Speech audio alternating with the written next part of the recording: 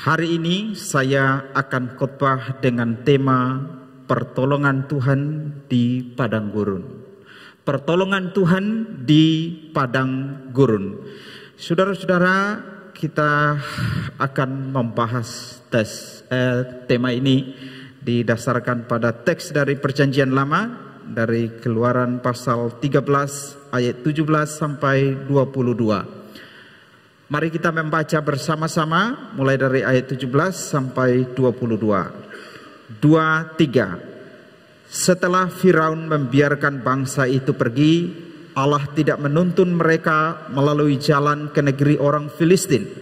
Walaupun jalan ini yang paling dekat, sebab firman Allah, jangan-jangan bangsa itu menyesal apabila mereka menghadapi peperangan sehingga mereka kembali ke Mesir. Tetapi Allah menuntun bangsa itu berputar melalui jalan di padang gurun menuju ke laut Teberau. Dengan siap sedia berperang, berjalanlah orang Israel dari tanah Mesir. Musa membawa tulang-tulang Yusuf, sebab tadinya Yusuf telah menyuruh anak-anak Israel bersumpah dengan sungguh-sungguh, Allah tentu akan mengindahkan kamu, maka kamu akan harus membawa tulang-tulangku dari sini. Demikianlah mereka berangkat dari Sukot dan berkemah di Etam, di tepi padang gurun. Tuhan berjalan di depan mereka pada siang hari dalam tiang awan untuk menuntun mereka di jalan, dan pada waktu malam dalam tiang api untuk menerangi mereka, sehingga mereka dapat berjalan siang dan malam. Dengan tidak beralih, tiang awan itu tetap ada pada siang hari dan tiang api pada waktu malam di depan bangsa itu. Saudara-saudara yang saya kasih dalam Tuhan kita Yesus Kristus, ini perjalanan bangsa Israel, dan mereka baru saja keluar dari Mesir.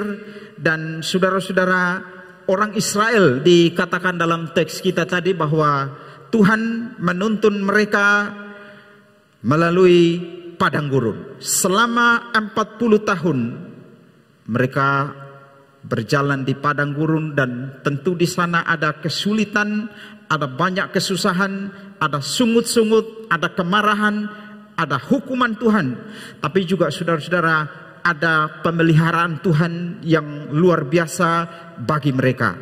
Saya percaya bahwa kita semua punya padang gurun masing-masing. Dalam tanda petik bahwa kita semua punya kesulitan, tantangan hidup masing-masing, baik masalah pribadi maupun dalam pelayanan, pekerjaan, di rumah tangga.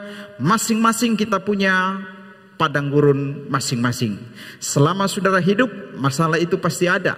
Dan saudara, kita perlu belajar bagaimana kita bisa melihat pertolongan Tuhan di padang gurun kita masing-masing. Dan apa sebenarnya tujuan Tuhan membawa bangsa Israel atau membawa kita juga ke padang gurun, dan bagaimana seharusnya sikap kita ketika Tuhan membawa kita ke padang gurun. Saudara-saudara, saya akan membahas beberapa hal, dan yang pertama adalah siapa yang membawa Israel ke padang gurun. Siapa yang membawa orang Israel ke padang gurun? Saudara-saudara, yang bawa mereka ke padang gurun adalah Tuhan, Yahweh. Tuhan dalam huruf besar. Kita lihat Keluaran 13 ayat 18. Tetapi Allah menuntun bangsa itu berputar melalui jalan di padang gurun menuju ke laut Teberau. Jadi di sini kita bisa melihat dengan jelas bahwa Tuhan sendiri yang menuntun bangsa itu berputar melalui jalan ke padang gurun. Ayat 21. Tuhan berjalan di depan mereka. Jadi saudara, dari sini kita bisa melihat bahwa Tuhan itu sendiri yang membawa bangsa itu ke padang gurun. Kalau kita baca tadi di teks yang kita baca tadi, kita perhatikan di misalnya di ayat 17 tadi, kita bisa melihat bahwa sebenarnya ada jalan yang pendek. Mereka bisa melalui jalan itu. Tetapi Tuhan membawa bangsa Israel melalui jalan padang gurun dalam perjalanan mereka ke tanah Kanaan. Nanti apa tujuannya saya akan jelaskan di belakang.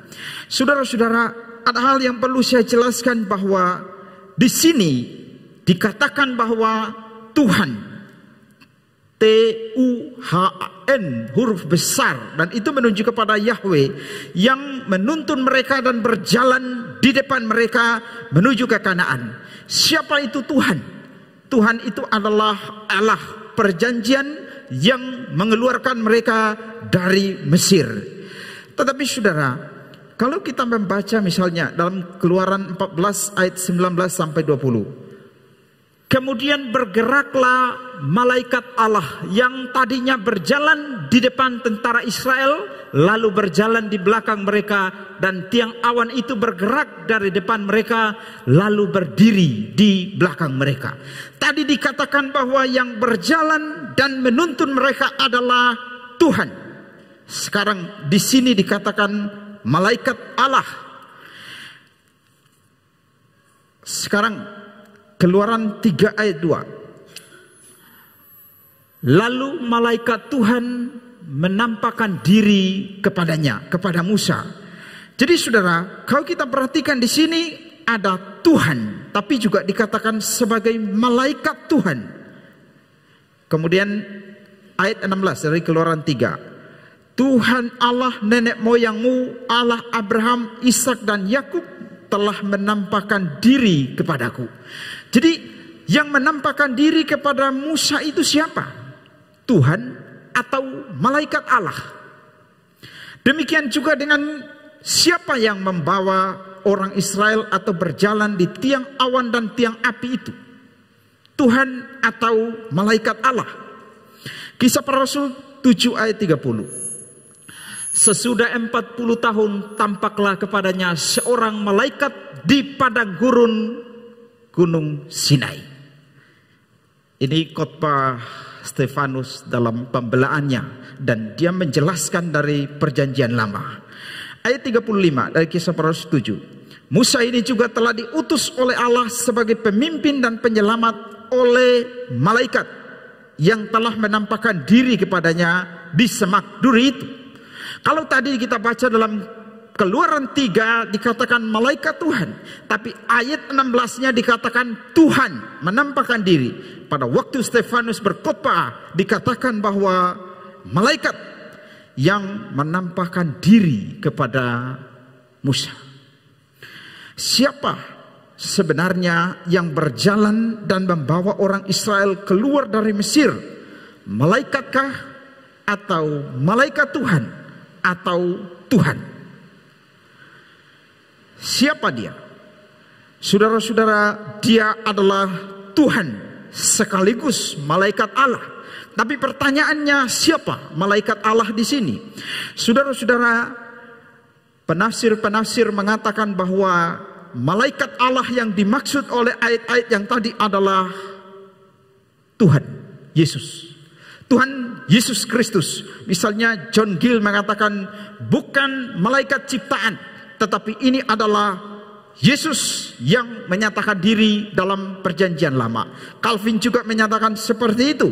Dan seorang penafsir, seorang penulis sejarah, Evel Baker, tiang awan itu juga disebut malaikat Tuhan dalam Keluaran 14 ayat 19. Yaitu cara Tuhan Yesus menyatakan diri pada zaman perjanjian lama. Jadi saudara, ini sebenarnya siapa yang berjalan bersama dengan bangsa Israel di padang gurun?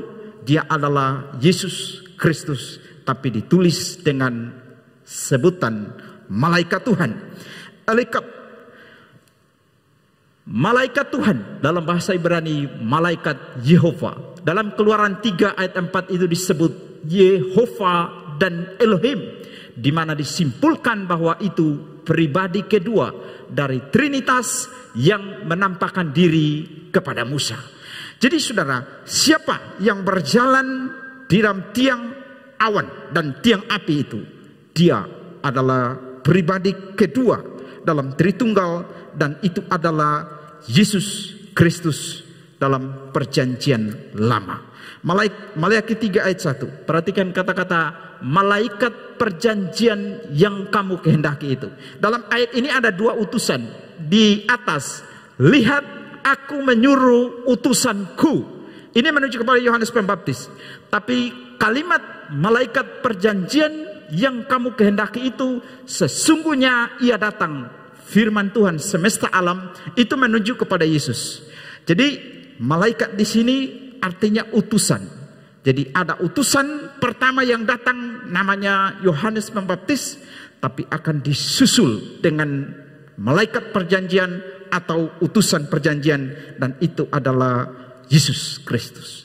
Jadi siapa yang menampakkan diri dan berjalan bersama dengan bangsa Israel di padang gurun, dia adalah Tuhan Yahweh dan dia adalah Yesus Kristus yang menyatakan diri dalam perjanjian lama. Ini pertama. Kedua, pemeliharaan Allah di padang gurun. Saudara-saudara, Alkitab mencatat bahwa bangsa Israel itu dituntun oleh Tuhan. Alkitab mengatakan berputar. Mereka berputar di padang gurun selama 40 tahun. Saudara, 40 tahun itu waktu yang lama. Ya, berputar-putar di sana. Padahal ada jalan yang lebih dekat. Sampai semua yang keluar dari Mesir itu mati semua. Kecuali yang masuk ke sana itu Kaleb dan Yosua. Tapi saudara, di padang gurun itu ada banyak kesulitan, kesusahan, ada kehilangan, ada marah-marah kepada Musa, kepada Tuhan, ada sungut-sungut bangsa Israel di sana. Dan meskipun demikian saudara, Allah tetap peduli, Allah tetap menyatakan diri, tetap memelihara bangsa Israel. Dia memperhatikan bangsa itu, memperhatikan mereka di padang gurun. Dan saudara-saudara, dengan kata lain bahwa Allah memelihara bangsa ini secara ajaib di padang gurun. Dan sepanjang perjalanan mereka, Tuhan pelihara mereka sampai ke Kanaan.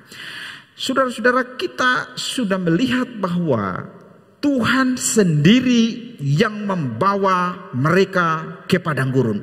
Kita lihat kembali ayat 18 dan 21. Tetapi Allah menuntun bangsa itu berputar melalui jalan di padang gurun menuju ke Laut Teberau. Ayat 21.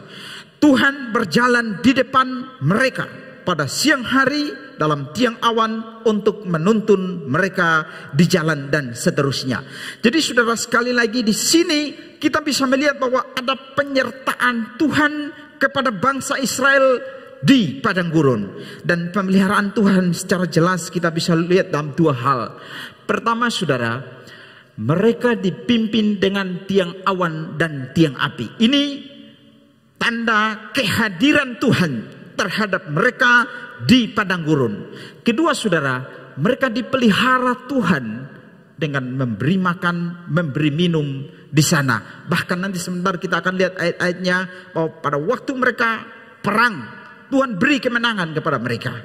Itu bukti penyertaan Tuhan yang luar biasa, bukti pemeliharaan Tuhan bagi bangsa ini. Pada waktu mereka lapar, Tuhan beri mereka makan mana, dan beri mereka makan mana ini setiap pagi. Pada setiap pagi hari Tuhan kirim mana. Tapi pada waktu petang, sore, Tuhan kirim mereka daging burung. Kemudian saudara, pada waktu air tidak ada, Tuhan beri mereka minum air. Saudara tahu sendiri di padang gurun itu bagaimana bisa ada air. Tetapi Tuhan bisa buat mujizat, air bisa keluar dari gunung batu. Itu pemeliharaan Tuhan yang luar biasa bagi mereka. Pada waktu perang, Tuhan beri kemenangan kepada mereka. Ini semua saudara-saudara menunjukkan bahwa ada kesulitan di padang gurun, tetapi ada Tuhan yang menyertai, ada Tuhan yang memelihara mereka atau bangsa Israel di sana. Saudara-saudara, itu semua berarti Tuhan tidak membiarkan orang Israel sendiri di padang gurun. Meskipun memang mereka mengalami banyak kesulitan, kesusahan, banyak sekali hukuman Tuhan juga ada pada mereka. Dan Tuhan Allah pelihara mereka di padang gurun yang panas dengan tiang awan, tiang api pada waktu malam, supaya mereka terus berjalan. Padang gurun yang berbahaya itu pun ada Tuhan yang memelihara dan menyertai mereka di sana. Saudara-saudara, Tuhan sendiri yang bawa mereka ke sana.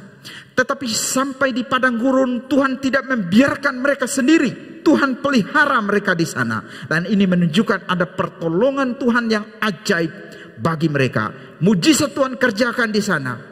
Dan saudara-saudara, demikian juga dengan saya dan saudara-saudara, Tuhan bisa izinkan atau bawa saya dan saudara-saudara ke padang gurun kita masing-masing.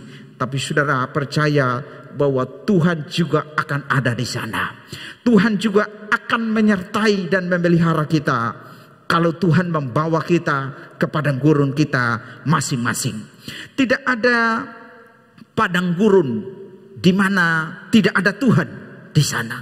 Tidak ada masalah yang Tuhan izinkan terjadi pada kita lalu Tuhan tidak ada di sana. Ini khusus berlaku bagi saudara yang sudah percaya sungguh-sungguh kepada Tuhan sebagai Tuhan dan Juru Selamat. Seorang William Barclay mengatakan bahwa di setiap masalah dan pencobaan yang terjadi ada kasih karunia Tuhan yang siap menolong di sana. Problem-problem kita bisa banyak coraknya, tetapi demikian juga dengan kasih karunia Allah. Ada banyak masalah, tapi kasih karunia Tuhan ada di sana. Tidak ada corak dalam situasi manusia di mana tidak ada kasih karunia yang sesuai. Jadi tidak ada masalah yang tidak ada kasih karunia untuk siap menolong di sana. Lebih lanjut dikatakan ada kasih karunia yang sesuai untuk setiap pencobaan dan tidak ada pencobaan tanpa kasih karunia-Nya. Kalau Tuhan membawa kita ke padang gurun pada tahun ini, Dia ada di sana dan Dia akan menolong kita dengan kasih karunia-Nya. Saudara-saudara, mungkin saudara sedang mengalami padang gurun dengan banyak masalah di rumah, di tempat kerja, pelayanan, masalah dengan orang tua, masalah dengan suami, masalah dengan istri, dengan teman, dengan sahabat, dengan pacar, masalah kekurangan atau masalah lain, masalah apapun. Malam ini ada penghiburan dari firman Tuhan bahwa Tuhan bisa bawa kita ke padang gurun, tapi Dia ada beserta kita di sana dan kasih karunia-Nya selalu ada dan siap untuk menolong kita di sana. Saudara-saudara, percayalah sungguh-sungguh kepada Tuhan yang bisa menolong kita di setiap padang gurun kita. Ada cara yang ajaib, ada pemeliharaan Tuhan yang ajaib dengan waktunya dan caranya untuk memelihara kita. Tuhan telah berjanji dalam banyak firman-Nya. Di Alkitab kita bisa baca bahwa Tuhan itu menyertai kita senantiasa, dan bahkan Tuhan sendiri berjanji bahwa Dia tidak akan pernah meninggalkan kita. Pada waktu Musa mati, Yosua menggantikannya. Dan setelah Musa mati, Tuhan berfirman kepada Yosua, seperti aku menyertai Musa, demikian juga aku menyertai engkau. Dan Tuhan berkata kepada Yosua, aku sekali-kali tidak akan pernah meninggalkan engkau kemanapun engkau pergi. Dan menarik saudara, perkataan itu dikutip oleh penulis Ibrani dan itu diterapkan kepada semua orang percaya. Mari kita lihat Ibrani 13 ayat 5 sampai 6. Janganlah kamu menjadi hamba uang dan cukupkanlah dirimu dengan apa yang ada padamu. Karena Allah telah berfirman, aku sekali-kali tidak akan membiarkan engkau dan aku sekali-kali tidak akan meninggalkan engkau. Ini kata-kata dikutip dari firman Tuhan kepada Yosua. Ayat 6. Sebab itu dengan yakin kita dapat berkata, Tuhan adalah penolongku, aku tidak akan takut. Apakah yang dapat dilakukan manusia terhadap aku. Kemudian ayat 8, Yesus Kristus tetap sama, baik kemarin maupun hari ini dan sampai selama-lamanya. Saudara, kalau kita membaca di sini, konteksnya itu bicara kecukupan uang dan untuk kebutuhan-kebutuhan yang lainnya juga itu dicukupkan. Diberi penegasan bahwa untuk hal itu pun Allah sekali-kali tidak akan pernah meninggalkan dan tidak pernah membiarkan. Ini janji pemeliharaan Tuhan untuk orang percaya. Kita semua mesti pegang teguh janji Tuhan ini, bahwa yang berkata ini adalah Tuhan yang setia. Ada banyak orang buat janji tapi diingkari. Tetapi Tuhan kita kalau berjanji dalam firman-Nya itu pasti digenapi. Saudara-saudara, kita semua pasti punya padang gurun. Tetapi kita harus percaya bahwa ada pemeliharaan Tuhan di sana. Ada janji Tuhan, ada janji pemeliharaan Tuhan yang luar biasa. Manusia ada saatnya meninggalkan kita. Orang tua, suami, istri, sahabat, ada saatnya di mana mereka semua meninggalkan kita. Tetapi janji Tuhan, Yesus Kristus, selama-lamanya akan tetap ada bagi kita sesuai janjinya. Waktu terus berjalan, hari, bulan, dan tahun terus berganti. Keadaan bisa berubah-ubah, tapi janji Tuhan tetap berlaku bagi saya dan saudara-saudara. Tuhan itu begitu memperhatikan bangsa Israel. Meskipun mereka kepala batu, nanti sebentar kita akan lihat bagaimana keras kepalanya mereka. Dan saudara-saudara, kita melihat bahwa Tuhan hadir di saat orang Israel mengalami kesulitan di padang gurun. Susah air, Tuhan beri air. Tidak ada makanan, Tuhan kirim makanan. Mereka takut perang, Tuhan berperang untuk memberi mereka kemenangan. Mungkin saudara sedang berputus asa, sedih, atau sedang mengalami masalah. Saudara kiranya mendapat penghiburan dari firman Tuhan ini. Menarik bahwa yang menuntun, menyertai, dan hadir di padang gurun bersama dengan bangsa Israel adalah Yahweh, Tuhan, dan juga Yesus Kristus. Tetapi di perjanjian baru, Yesus berkata bahwa Roh Kudus juga akan menyertai orang percaya senantiasa. Perhatikan Yohanes 14 ayat 16 sampai 18. Aku akan minta kepada Bapa dan Dia akan memberikan kepadamu seorang penolong yang lain, supaya Ia menyertai kamu selama-lamanya. Ini berlaku bagi orang percaya. Roh Kudus akan menyertai selama-lamanya, bukan saat-saat tertentu, bukan hanya ada di gereja, bukan hanya waktu kita berdoa, bukan hanya waktu kita memberitakan Injil. Roh Kudus diberi untuk menyertai selama-lamanya. Ya, ayat 17, yaitu roh kebenaran. Dunia tidak dapat menerima Dia, sebab dunia tidak melihat Dia dan tidak mengenal Dia. Tetapi kamu mengenal Dia, sebab Ia menyertai kamu dan diam di dalam kamu. Ayat 18, aku tidak akan meninggalkan kamu sebagai yatim piatu. Aku datang kembali kepadamu. Saudara-saudara, siapa yang menyertai orang percaya? Yang menyertai orang percaya adalah Allah Tritunggal, Bapa, Yesus Kristus. Kita baru saja merayakan Natal dan namanya adalah Immanuel. Allah beserta kita, menyertai kita. Dan Roh Kudus juga diberi untuk menyertai kita selama-lamanya. Itu berarti saudara-saudara, yang menyertai kita ini adalah Allah Bapa, Anak, dan Roh Kudus. Dia akan memimpin langkah kita, menuntun langkah kita sepanjang tahun ini. Karena itu tidak perlu takut untuk jalani hari depan di tahun ini. Tuhan pasti menyertai, memelihara kita semua. Tahun ini pasti ada kekurangan, tahun ini pasti ada kesulitan, tahun ini pasti ada pergumulan, pasti ada masalah. Tapi jangan khawatir, Alkitab memberi jaminan bagi orang yang percaya, ada Allah Tritunggal yang menyertai. Saudara-saudara, masalah boleh ada, pencobaan bisa banyak, pergumulan bisa datang silih berganti, tetapi kita tetap berjalan bersama Tuhan kita.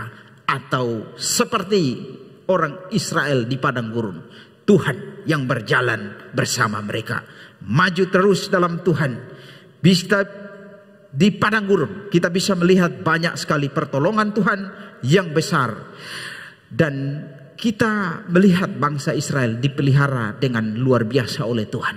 Tuhan yang sama akan menolong kita juga. Ada para peramal, kalau saudara nonton di TV itu, mereka melihat tahun 2020 ini gelap semua. Tidak ada terang sama sekali. Saudara tidak perlu percaya itu. Saudara percaya Tuhan. Percaya kepada janji Tuhan. Dia berjalan bersama dengan orang-orang percaya. Karena dia telah berjanji untuk menyertai kita senantiasa. Kita perlu pegang teguh janji pemeliharaan Tuhan. Dan kita menjalani tahun ini dengan penuh kepercayaan bahwa Tuhan memelihara dan dia berjalan bersama dengan kita. Ini yang kedua. Sekarang yang ketiga, terakhir. Untuk apa Tuhan membawa Israel lewat padang gurun? Saudara-saudara, tadi saya sudah katakan bahwa Tuhan sendiri yang bawa mereka ke padang gurun. Dan mereka mengalami banyak sekali kesulitan di sana. Tapi saudara, sebenarnya ada jalan yang pendek. Mereka bisa lewati itu dan cepat sampai ke tempat tujuan. Tetapi dikatakan Allah membawa mereka berputar melalui padang gurun. Apa tujuannya? Apa maksudnya Tuhan membawa mereka ke sana? Kita lihat ayat 17. Setelah Firaun membiarkan bangsa itu pergi, Allah tidak menuntun mereka melalui jalan ke negeri orang Filistin. Maksudnya jalan melalui negeri Filistin ini jalan dekat. Walaupun jalan ini yang paling dekat. Lanjut. Sebab firman Allah, jangan-jangan bangsa itu menyesal apabila mereka menghadapi peperangan sehingga mereka kembali ke Mesir. Ini tujuan Tuhan. Tuhan punya tujuan membawa bangsa Israel ke padang gurun. Tujuannya adalah agar mereka tidak menyesal dan tidak mau kembali. Tidak mau kembali lagi ke Mesir. Supaya mereka jangan melupakan Tuhan yang membawa mereka keluar dari Mesir. Dan saudara-saudara, kita melihat bahwa orang Israel itu begitu ketemu kesulitan, mereka marah kepada Musa dan mau kembali ke sana. Saudara-saudara, dikatakan bahwa jangan-jangan bangsa itu menyesal. Apa artinya menyesal di sini? Saudara-saudara, menyesal di sini berarti bangsa Israel itu tidak mengingat perbuatan Tuhan. Mereka tidak mau percaya sungguh-sungguh kepada Tuhan. Mereka tidak mau taat kepada Tuhan yang membawa mereka keluar dari Mesir, membawa mereka ke Kanaan. Padahal saudara, Tuhan itu buat mujizat banyak.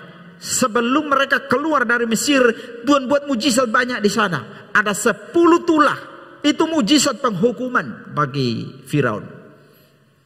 Dan sekarang mereka keluar dari sana. Tuhan bawa mereka melalui padang gurun. Tujuannya supaya mereka jangan lupa kepada Tuhan.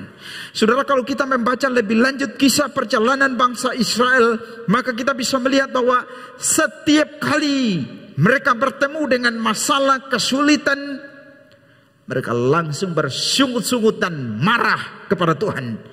Dan mereka ancam, kami mau kembali ke Mesir. Kita lihat Bilangan 14 ayat 2 sampai 4. Bersungut-sungutlah semua orang Israel kepada Musa dan Harun. Dan segenap umat itu berkata kepada mereka, sekiranya kami mati di tanah Mesir atau di padang gurun ini, mengapa Tuhan membawa kami ke negeri ini? Supaya kami tewas oleh pedang dan istri serta anak-anak kami menjadi tawanan? Bukankah lebih baik kami pulang ke Mesir? Tuhan sudah omong, dan ini yang terjadi. Mereka mau pulang ke sana. Mereka tuduh Tuhan, kenapa Tuhan bawa capek-capek ke sini. Ayat 4. Mereka berkata seorang kepada yang lain, baiklah kita mengangkat seorang pemimpin. Lalu apa? Pulang ke Mesir. Ini orang Israel memang aneh, ya. Mereka bertemu dengan persoalan langsung marah kepada Musa dan mereka mau pulang kembali. Kisah Para Rasul 7 ayat 38 39. Ayat 39, langsung ayat 39. Tetapi nenek moyang kita tidak mau taat kepadanya. Maksudnya kepada Musa. Malahan mereka menolaknya. Dalam hati mereka ingin kembali ke tanah Mesir.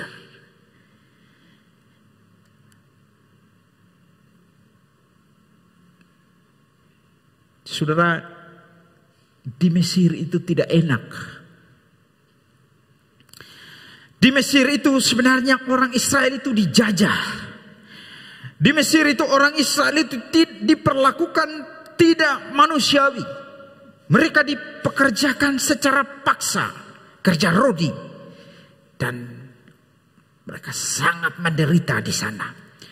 Coba bayangkan saudara, kalau di Mesir itu ada makanan enak, tidur enak, penghasilan bagus, mereka jadi bos di sana, sukses di sana, punya rumah bagus di sana. Ada tempat rekreasi yang bagus, hidup mereka atur sendiri, dan mereka mati-matian mau kembali ke sana tidak masalah. Tetapi di Mesir itu mereka sama sekali tidak menemukan hidup yang baik. Mereka dihukum. Hidup mereka sebenarnya tidak enak, tapi tiap kali ketemu masalah, kesulitan, mereka ngotot dan mau kembali ke sana. Ini tipe orang Israel.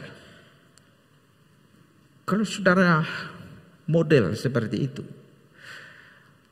ada masalah sedikit, ada kesulitan, saudara mengeluh, marah kepada Tuhan, dan mau kembali kepada dosa. Saudara tidak beda model dengan orang Israel. Saudara, saya mau tunjukkan beberapa ayat yang menunjukkan atau menggambarkan kondisi bangsa Israel di Mesir, untuk kita bisa melihat sebenarnya kenapa mereka mau kembali ke sana.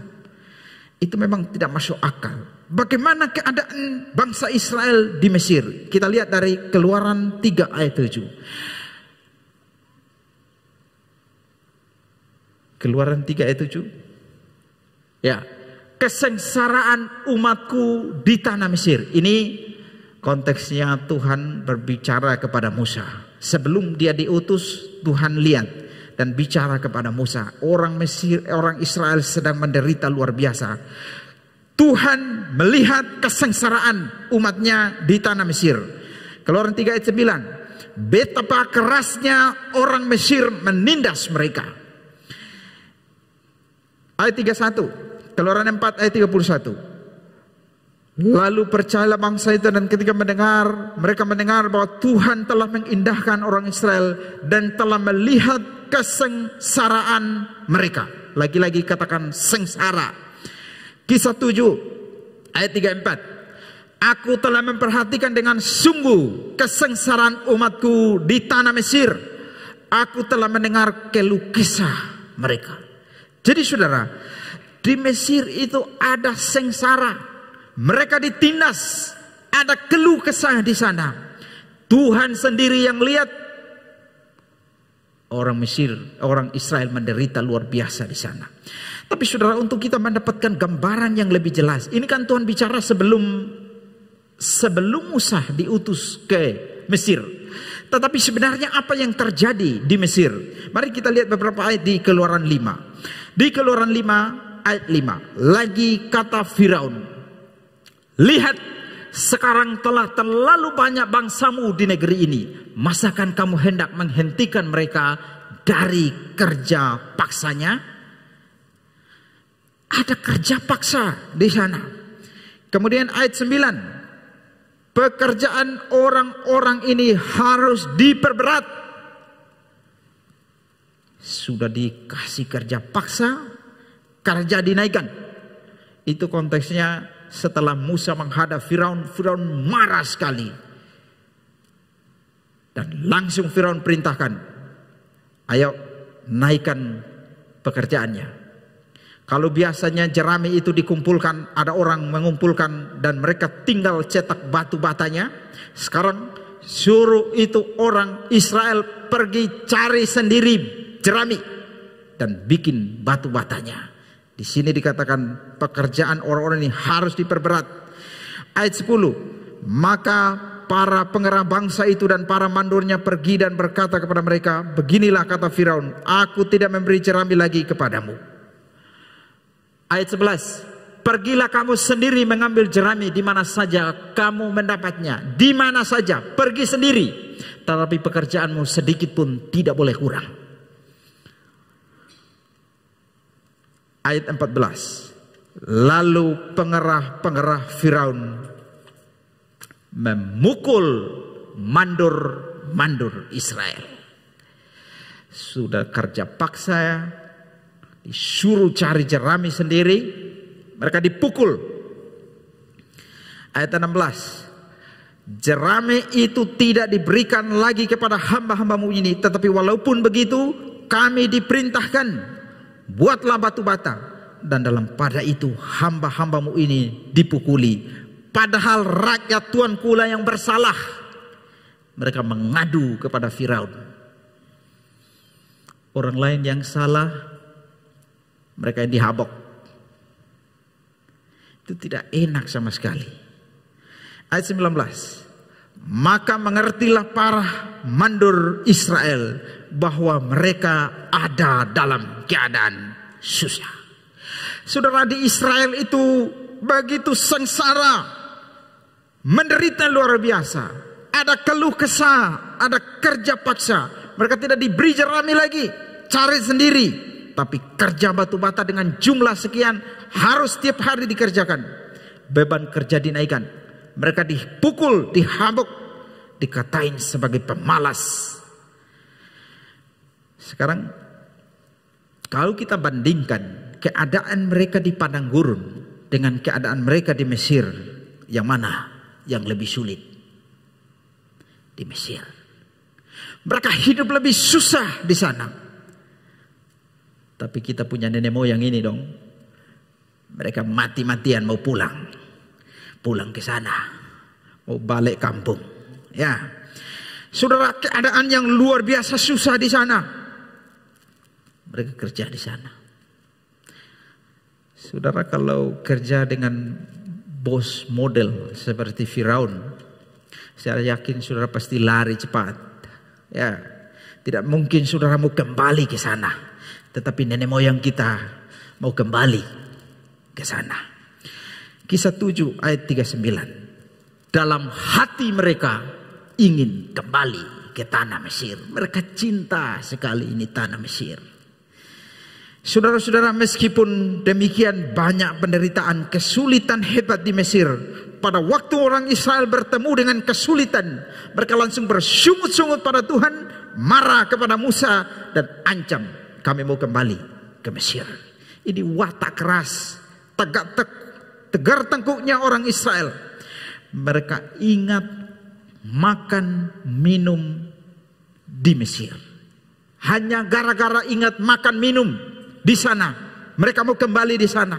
Mati-matian mau kembali ke Mesir. Mereka melawan Tuhan yang membawa mereka keluar dari Mesir. Kalau ada orang keras kepala seperti itu di gereja, itu gereja bisa rusak cepat. Ya, tiap kali ada masalah mau mundur, lari, kembali kepada dosanya, kepada kejahatannya. Saya mau tunjukkan beberapa kasus orang Mesir ini, modelnya seperti apa. Pada saat mereka dikejar oleh tentara Mesir sampai di tepi laut Teberau, ini orang Israel sudah di tepi laut ini. Mereka sudah tidak tahu mau lari lewat mana. Itu bikin mereka takut luar biasa. Dan apa yang mereka bilang kepada Musa?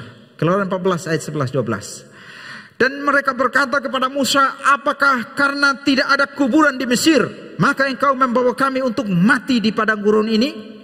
Apakah yang kau perbuat ini terhadap kami dengan membawa kami keluar dari Mesir? Ayat 12. Bukankah ini telah kami katakan kepadamu di Mesir, janganlah mengganggu kami dan biarlah kami bekerja pada orang Mesir. Kenapa? Sebab lebih baik bagi kami untuk bekerja pada orang Mesir daripada mati di padang gurun ini.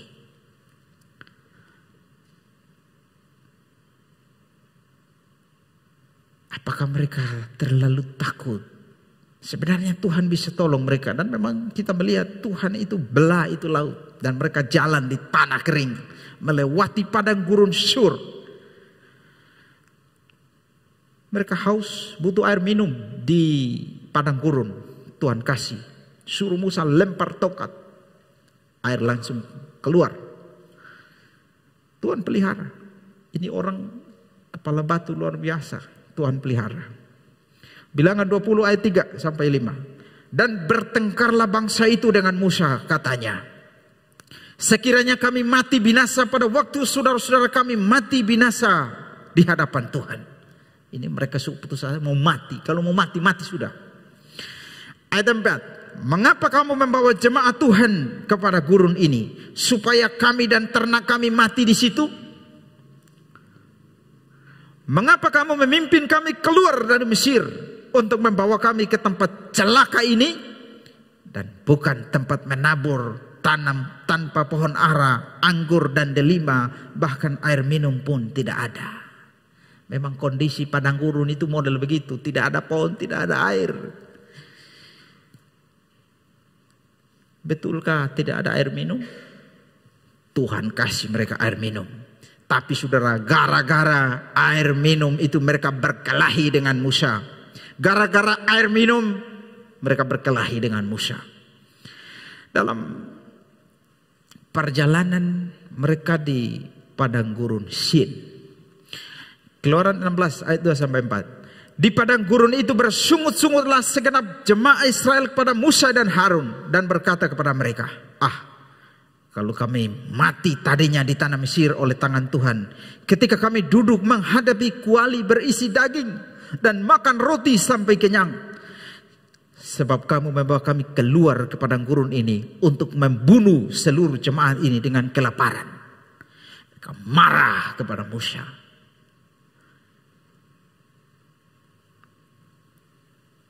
Ingat kuali berisi daging, makan roti sampai kenyang di Mesir, tapi diperbudak. Ayat 4. Lalu berfirmanlah Tuhan kepada Musa, sesungguhnya aku akan menurunkan dari langit hujan roti bagimu, maka bangsa itu akan keluar dan memungut tiap-tiap hari sebanyak yang perlu untuk sehari, supaya mereka kucoba apakah mereka hidup menurut hukumku atau tidak. Ini orang Israel ini, mereka yang ada di padang gurun cuma ingat makan. Gara-gara makanan mereka berkelahi. Bilangan 11 ayat 5 sampai 6. Kita teringat kepada ikan yang kita makan di Mesir dengan tidak bayar apa-apa, kepada mentimun dan semangka, bawang prei, bawang merah dan bawang putih. Coba kau makan enak baik. Ini makan bawang, makan mentimun. Tetapi sekarang kita kurus kering. Kurus kering. Tidak ada sesuatu apapun kecuali mana ini saja yang kita lihat. Tuhan kirim makanan, kirim roti. Kirim mana tiap pagi, masih protes. Masa ini mana tiap pagi, kita makan mana tiap hari. Bersungut-sungut, marah kepada Musa. Lalu Musa datang kepada Tuhan. Tuhan kirim ini burung-burung. Daging setiap petang diberi makan. Tuhan kita ini luar biasa sekali. Dikatakan bahwa tidak makan gratisnya mereka di sana, tidak bayar apa-apa. Betul, mereka tidak bayar apa-apa untuk makan, tetapi diperbudak kerja paksa luar biasa. Ini betul heran. Mereka mau kembali diperbudak di sana, asal dapat makan daging, roti, bawang merah, bawang putih sampai kenyang. Tapi mereka mau diperbudak di sana. Ada banyak orang yang bodoh seperti ini. Asal dapat makan, asal dapat nikmat, asal dapat uang, tapi rela diperbudak, rela melakukan dosa. Ada orang rela diperbudak, hidup dalam dosa, asal dapat makan, dapat minum, dapat nikmat. Ada orang rela menipu, asal dapat uang, asal dapat makan. Rela berzina, asal dapat makan, dapat uang. Rela melakukan kejahatan-kejahatan lainnya, asal dapat makan, dapat minum. Saudara-saudara, saya percaya kita semua punya masa lalu yang buruk, yang kelam. Jangan sekali-kali mau kembali kepada dosa masa lalumu seperti orang Israel. Kalau saudara satu kali mengambil keputusan untuk ikut Tuhan, bertobat, buang dosa, jalan terus, maju terus dalam kekudusan, dan jangan kembali kepada dosa yang lama. Paulus mengambil jalan dan tidak mau kembali kehidupan lamanya karena Kristus.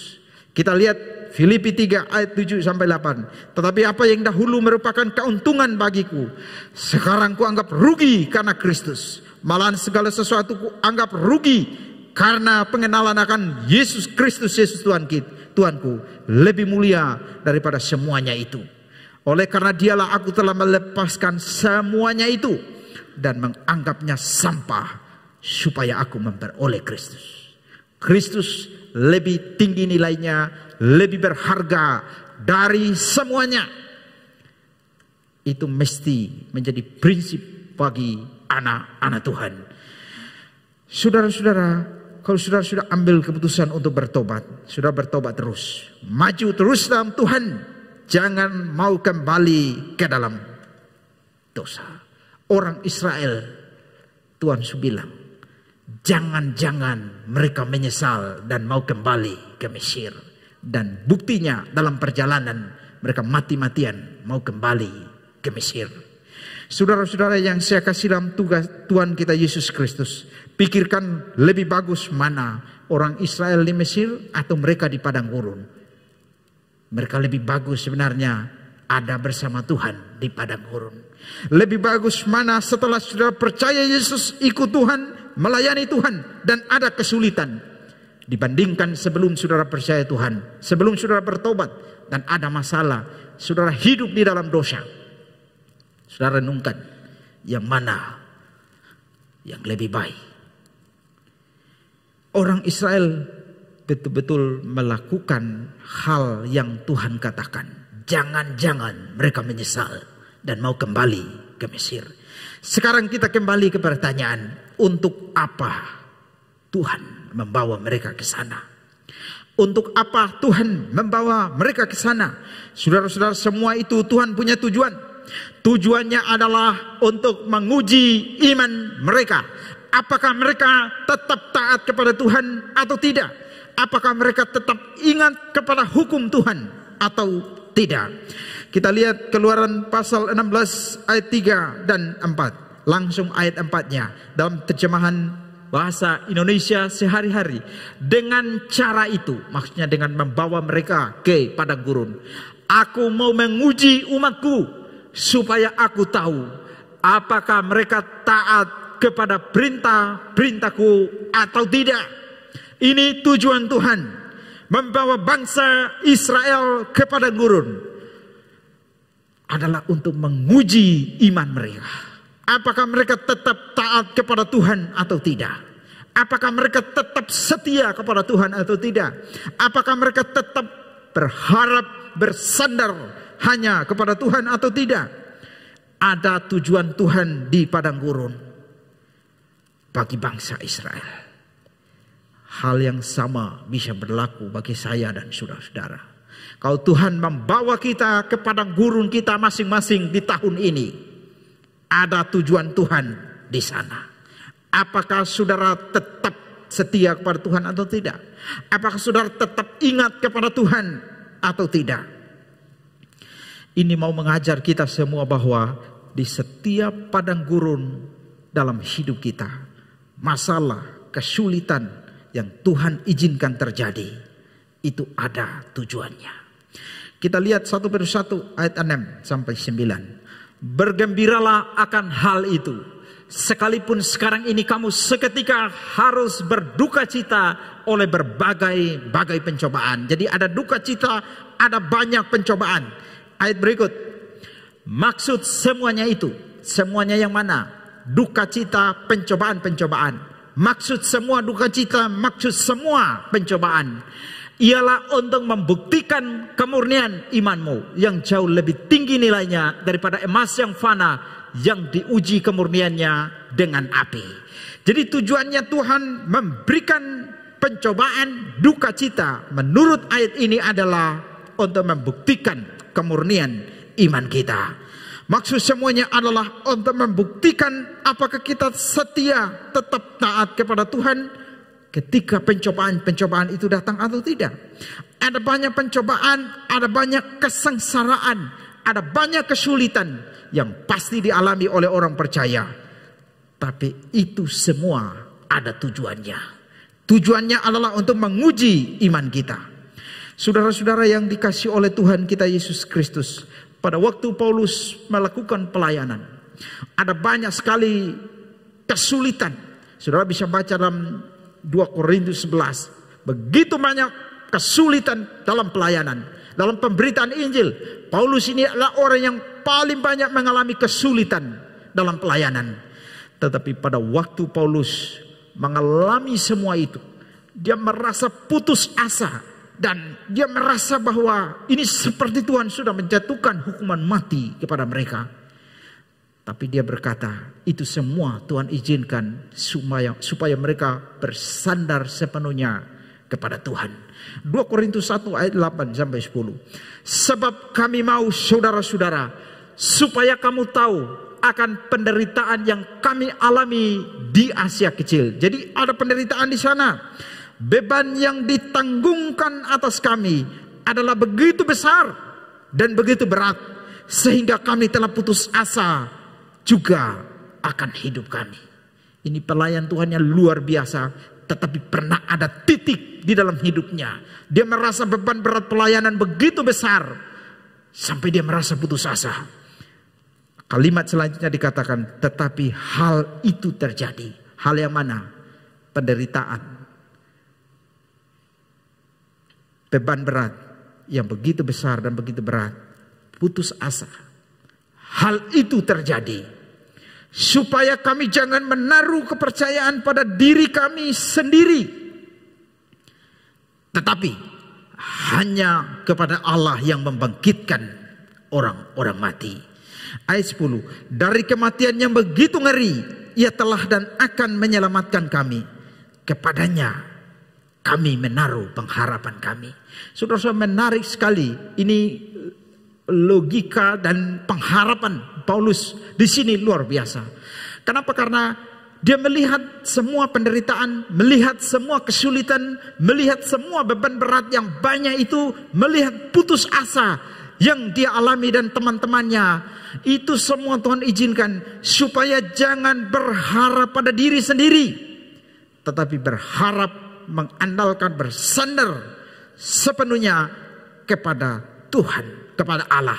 Tapi dikasih keterangan, Allah yang membangkitkan orang-orang mati. Lalu dikatakan dari kematian yang begitu ngeri, Ia telah menyelamatkan kami. Saudara perhatikan bahwa kalau kematian yang begitu ngeri saja Tuhan bisa taklukkan, apalagi masalah penderitaan, beban berat dan putus asa. Tuhan bisa menolong setiap persoalan, pergumulan, kesulitan, beban berat. Tuhan bisa menolong kita.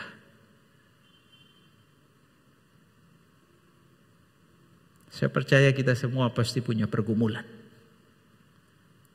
Tapi saudara harus yakin dan percaya ada tujuan Tuhan di balik semua itu. Ada seorang pendeta terkenal di Amerika. Pendeta ini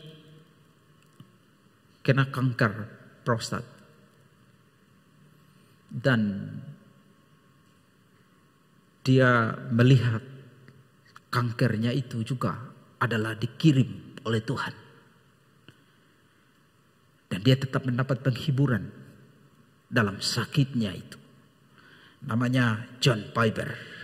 Dia bilang begini, Allah memberikan penderitaan untuk menolong kita, melepaskan pegangan kita atas pengharapan-pengharapan duniawi, sehingga imanmu dan pengharapanmu tertuju hanya kepada Allah. Lanjut, cobaan-cobaan yang berat ditetapkan untuk menghabiskan ketergantungan duniawi dan hanya meninggalkan emas, satu iman yang murni. Dia menulis buku Penderitaan dan Kedaulatan Allah. Saudara-saudara yang dikasihi oleh Tuhan kita Yesus Kristus, dari sini kita bisa melihat bahwa semua masalah, pergumulan, persoalan, kesusahan, kesulitan Tuhan izinkan terjadi pada orang percaya. Itu ada tujuannya. Karena itu kalau ada masalah jangan lari. Jangan selesaikan sendiri dengan cara sendiri. Jangan mengandalkan diri sendiri. Inilah bedanya iman Kristen dengan para motivator-motivator yang mengatakan kamu harus optimis. Optimis lebih kepada mengandalkan diri. Tetapi iman Kristen optimis tapi bersandar sepenuhnya kepada Tuhan. Saudara-saudara, Tuhan mengizinkan banyak masalah terjadi di tahun ini nanti. Apapun itu, Tuhan pasti punya tujuan. Supaya kita menaruh harapan hanya kepada Allah yang membangkitkan orang mati. Kata-kata Pak Esra, kalau hidupmu dihantam oleh badai dan gelombang kehidupan, engkau berteriak tetapi tidak ada jawaban. Tuhan seolah-olah diam atau tidur. Itu tidak kebetulan. Semuanya ada tujuan. Renungkan ini saudara-saudara. Percayalah bahwa ada maksud Tuhan dalam segala sesuatu yang terjadi pada kita. Bisa duka cita, bisa pencobaan, bisa masalah dalam keluarga, bisa kesulitan, kesusahan dalam hidup secara pribadi. Tuhan mengatur semua itu demi menguji iman kita. Apakah masih setia kepada Tuhan? Apakah iman tetap murni hanya bersandar kepada Tuhan atau tidak? Demikian dengan orang Israel yang dibawa oleh Tuhan ke padang gurun untuk menguji mereka. Tuhan kirim mereka di sana. Dan itu saudara-saudara memberikan pelajaran penting bagi kita. Bahwa Tuhan bisa kirim banyak hal masalah supaya kita bisa bersandar sepenuhnya kepada Tuhan. Kita lihat kata-kata dari Pak Esra ini. Tuhan mau menguji dan menguatkan iman kita melalui badai-badai hidup yang kita alami. Apakah kita tetap beriman dan berpegang pada firman-Nya? Dia sudah berfirman bahwa Dia akan memelihara hidup kita. Dan untuk menguji apakah kita mempercayainya dalam hal itu, Ia kirim badai yang menghantam, menghancurkan ekonomi, pekerjaan, bisnis kita, untuk melihat apakah kita benar-benar percaya pada janji pemeliharaannya. Lanjut, Dia sudah berfirman bahwa Dia akan melindungi kita di setiap jalan kita. Dan untuk menguji apakah kita mempercayainya dalam hal ini, Ia kirimkan badai berupa bahaya yang mengancam hidup kita, untuk melihat apakah kita benar-benar percaya pada janji pelindungannya. Lanjut, Dia sudah berfirman bahwa Dia akan menyertai kita. Dan untuk menguji apakah kita mempercayainya dalam hal itu, Ia kirimkan badai berupa kehilangan orang-orang yang terkasih, untuk melihat apakah kita benar-benar percaya pada janji penyertaannya. Demikianlah setiap badai yang Ia kirimkan dalam hidup kita sebenarnya untuk menguji dan menguatkan iman kita.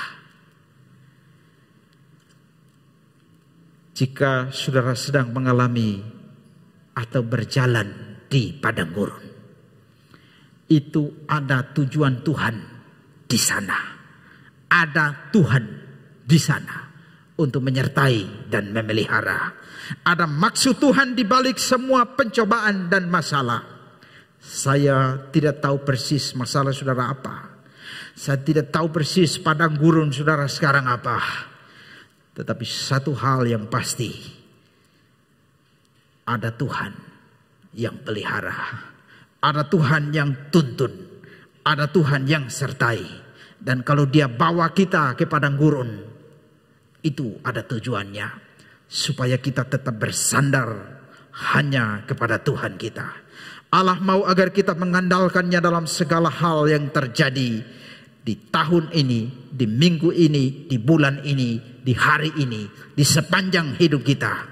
Tuhan mau kita bersandar sepenuhnya hanya kepada Dia.